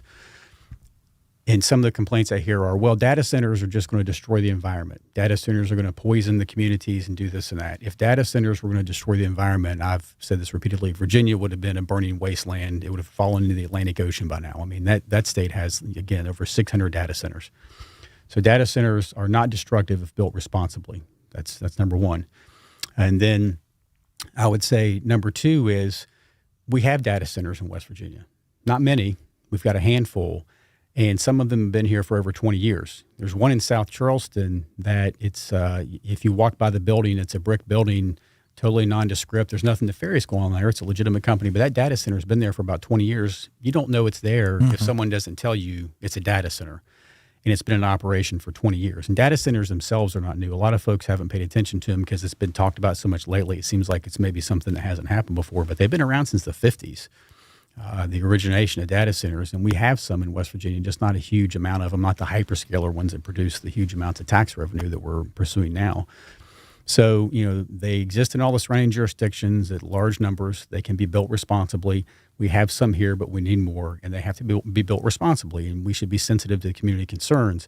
But we need them here. I'm a huge advocate for them, and there's, I was in a meeting this morning right before this, total coincidence, with a company that's committed to building a data center here in West Virginia right now. It's a huge project, and they're doing things the right way, and, they're going to produce, their plan now is to produce most of their power on site. So, Dave, you brought up the PJM grid a little while ago, and some of the complaints I've heard also is data centers drive up utility cost. And, TJ, nobody knows more about the utility market than you, at least between the three of us. That's true. Or at least you pretend like you know more about it. So it got me paid for a long time. That's right, yeah. Fake until you make it, baby. So if your state is a net electricity importer, I agree a data center, if they're drawing in more power, they could cause a rate increase in your state. West Virginia is still a net exporter of electricity as of today. Our biggest issue with affordability, and affordability is huge across the board in America right now. It's huge in West Virginia.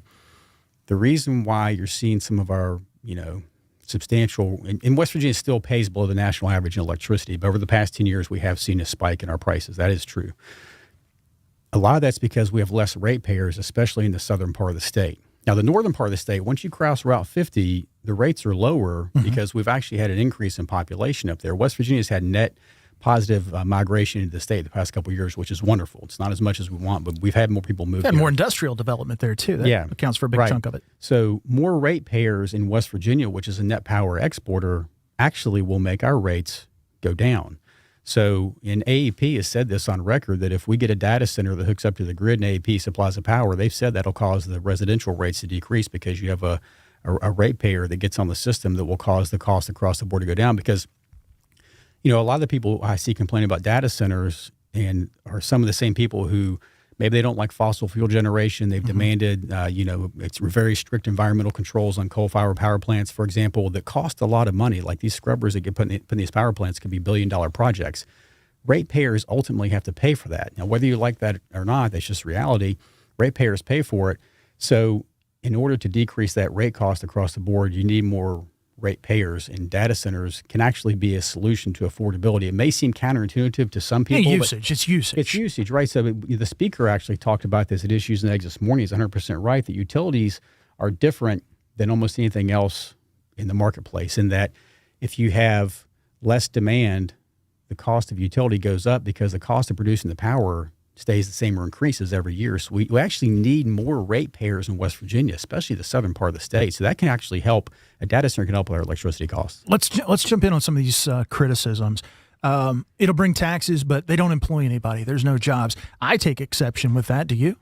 Total exception to that. So, and again, let me say that a data center in some of the rural parts of the state where people may say, well, if there's some objection from those areas, that's a double-edged sword for them. If they don't want a lot of stress on their infrastructure with a big new project, a data center, and again, I'm going to put this in air quotes for people watching, if they don't provide a lot of jobs, that could be better for a rural area because you don't have a lot of stress on your first responders, your road system, your schools, whatever else, even though you have a large economic gain with a project, which is almost like passive income. But the project I talked about before is going to produce hundreds of jobs, and this is not an exaggeration, that will be paying $100,000+ per year.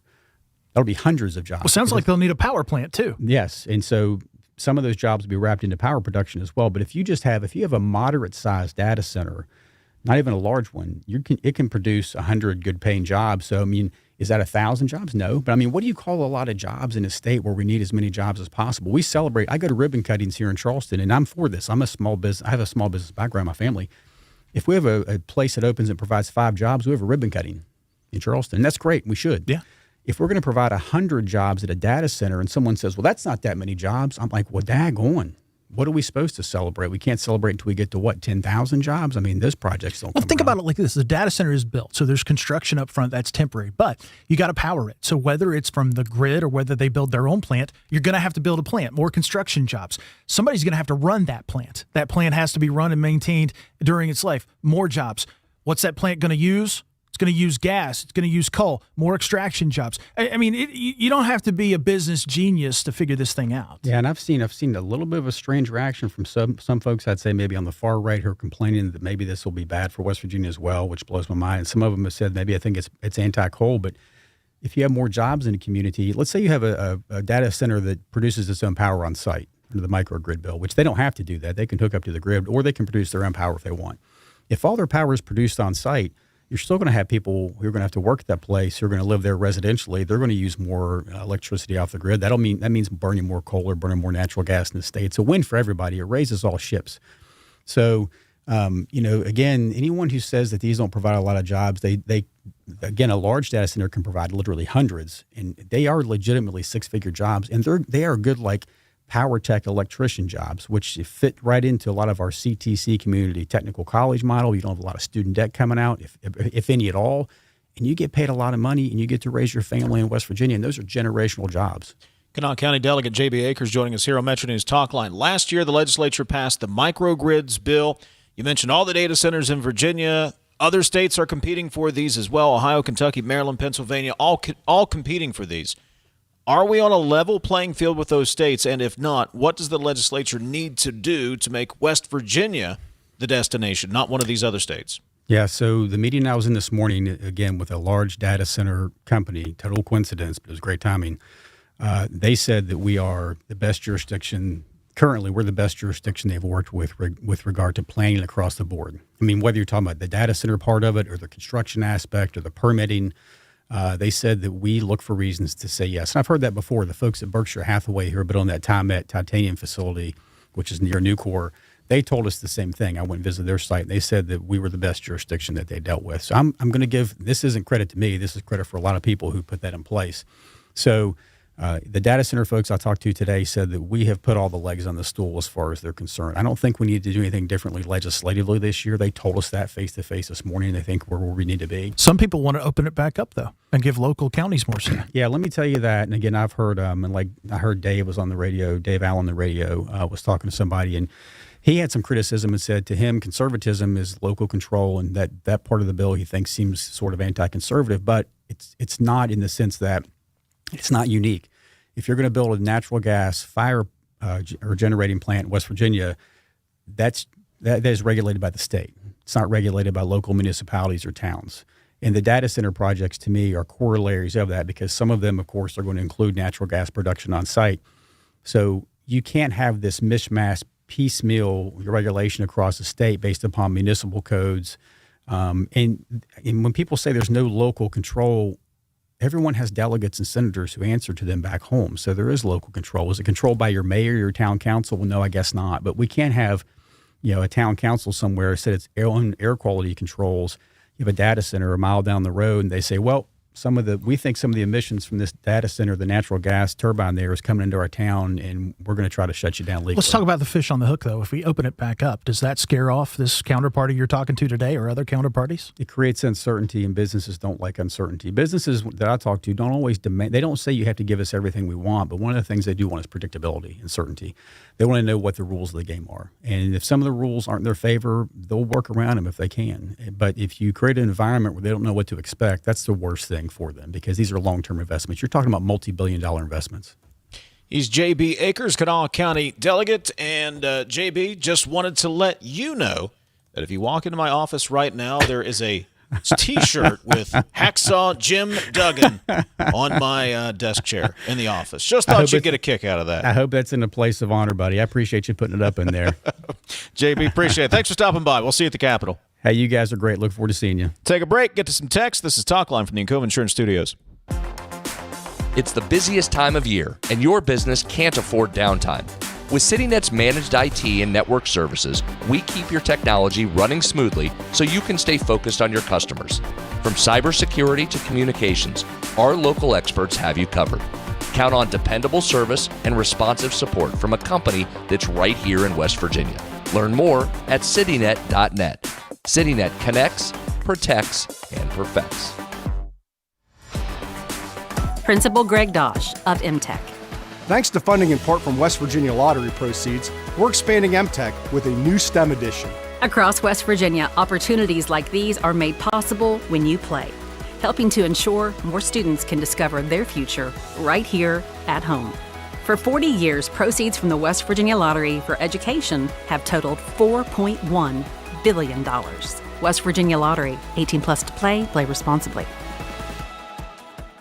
Coal-based generation remains the backbone of West Virginia's energy portfolio, ensuring reliability, security, and affordable electricity throughout the region. Our coal plants are engineered for performance, designed to run most efficiently at or near a 70% capacity factor. This level of operation is not arbitrary. It's based on sound engineering principles, scientific analysis, and has been formally adopted by the West Virginia Legislature as a reasonable target for optimal performance. When our coal fleet operates near that benchmark, it provides stable power to the grid, maintains cost efficiency, and supports thousands of good-paying jobs across our state. Coal generation also drives local tax revenue that sustains schools, infrastructure, and community services. Working in partnership with state leaders and the Trump administration, we're ensuring that our coal fleet remains modern, efficient, and ready to power West Virginia and beyond for decades to come. This message brought to you by the West Virginia Coal Association and Friends of Coal. You're listening to Talkline on MetroNews, the voice of West Virginia.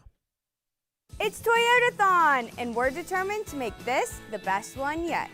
Starting now, when you purchase any brand new Tundra or Tacoma, you'll drive away with a personalized Dan Cava Yeti cooler. This December, unwrap incredible deals like 2.99% for 72 months on 2026 Tundras. Snow, sleet, or holiday travel, your perfect winter ride is waiting for you. Dan Cava, Toyota World in Fairmont. Shop the world! On the next State of Minds. People appreciate cool tattoos and they appreciate good tattoos. It's a way to make yourself different.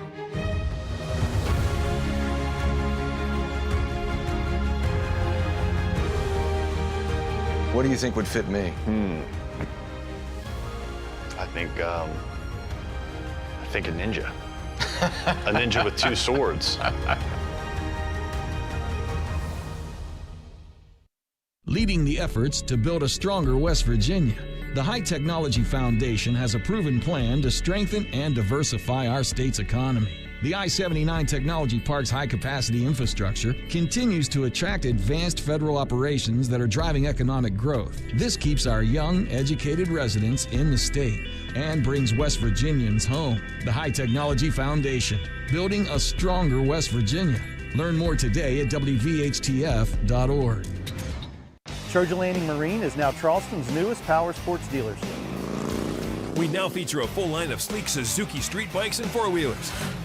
We're now offering the innovative riding experience of Benda motorcycles. The next step in motorcycle evolution with all-electric Zero high-performance bikes. We've now got Segway vehicles starting as low as $10,000. Come in and check out our great selection of high-quality Benelli and Royal Enfield bikes. Visit Trojan Landing in Charleston, now your water, road, and dirt dealership.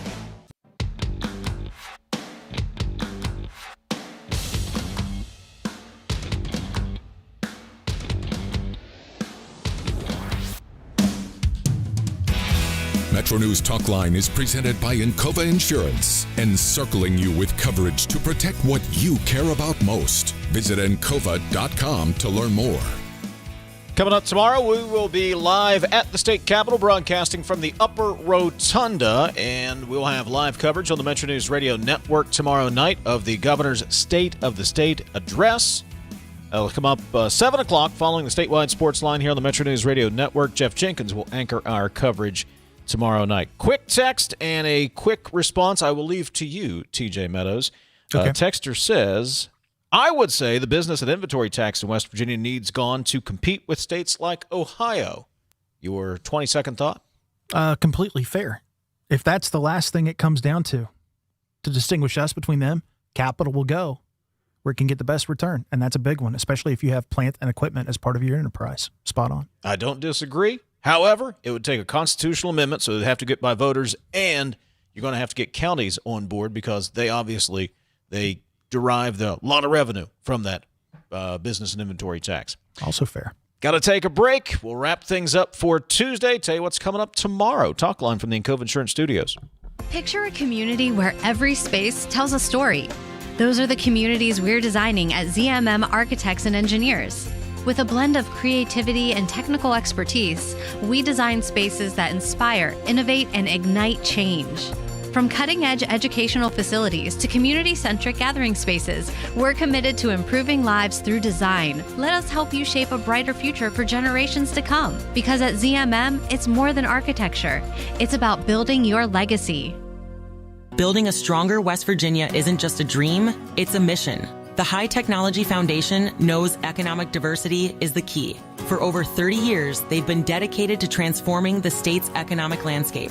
Conveniently located in the heart of West Virginia, innovation, growth, opportunity, all under one roof. There's no need to look far for change. It's happening right here at the High Technology Foundation in North Central West Virginia. Visit WVHTF.org to learn more.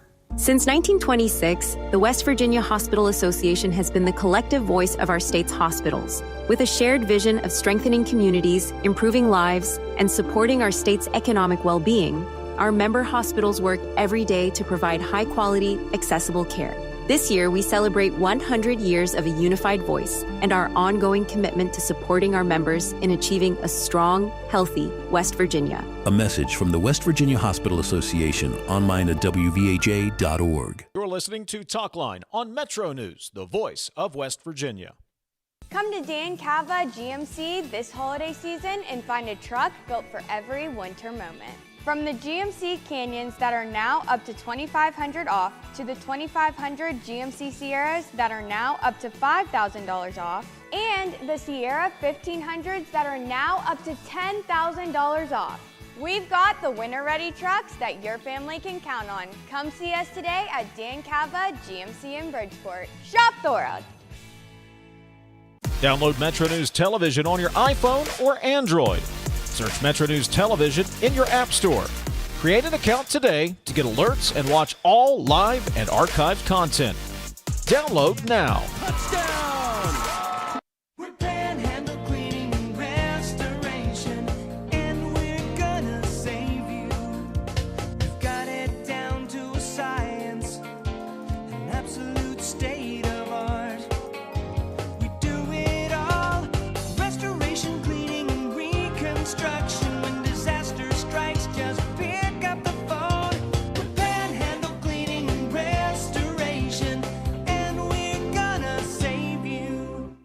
It's high school basketball season, and MetroNews Television has you covered. Rivalries, buzzer beaters, classic hardwood competition. Watch live and on demand from gyms across the Mountain State. Stream MetroNews Television on your iPhone, Android, Roku, Apple TV, Fire TV, LG TV, and select smart TVs. Or visit MetroNewsTV.com for more information. High school basketball lives here on MetroNews Television.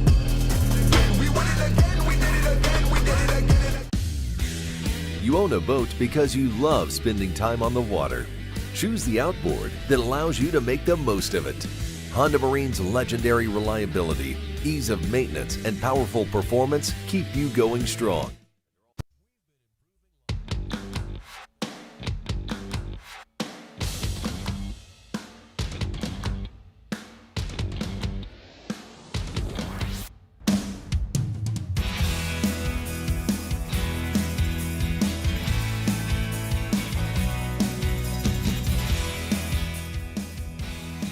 We'll be at the Capitol tomorrow for MetroNews Talkline in the Upper Rotunda. We'll be there tomorrow and Thursday, and then for, well, just about the rest of the session, Tuesday, Wednesday, Thursday, maybe an occasional Friday, especially when the basketball tournament starts toward the end of the session. A couple of million could go a long way. The Lotto America jackpot starts at $2 million and grows until someone takes it home. Drawings happen every Monday, Wednesday, and Saturday. And with 9 ways to win, even the smaller prizes can feel like a big win. Just $1 to play. Play in-store and online. 18 plus to play. Please play responsibly. The current jackpot is $12.74 million. Get your chance at manageable millions. Coming up tomorrow on the program, we are efforting, as we speak, both Senate President Randy Smith and House Speaker Roger Henshaw will get their look ahead into the 2026 legislative session. Also, friend of the program, the director of the WVU Bureau of Business and Economic Research, John Deskins, he's going to be presenting an economic outlook, or he's presenting the economic outlook to lawmakers tomorrow morning at the state capitol. He'll stop by our set in the Upper Rotunda to discuss West Virginia's economy and its future. That'll be about 10:30 tomorrow morning. And who knows who else may stop by the set on day one. That's your cue, TJ. Chris Warner's going to be there, too. Oh, that's Don't right. I forget about forgot. Yeah, the Secretary of State's going to come by the set. Sorry, I'm just bumfuzzled. This kid from Bama that was going in the NFL and now is going to get $6.5 million if he doesn't go in the NFL. You know what I'm talking about? Ty Simpson, the quarterback? Yeah. Jeez. Who's trying to give him $6.5 million? There were a couple of schools that wanted to go after him now. I thought Texas was in the mix and somebody else. We were just sitting here talking about I just can't get $6.5 million to play college football. He ought to take that deal and run. Oh, man, if I could get $6.5 million to stay in college another year, sign me up. Me too, brother. Sign me. No brainer. I'll take $6.5 million to pretty much do anything right at the moment. I'm just throwing it out there, TJ. Just throwing it out there. Hey, George, if you're paying attention, 6.5. Anyway, we'll talk to you tomorrow from the state capitol. This is Talkline on Metro News, the voice of West Virginia.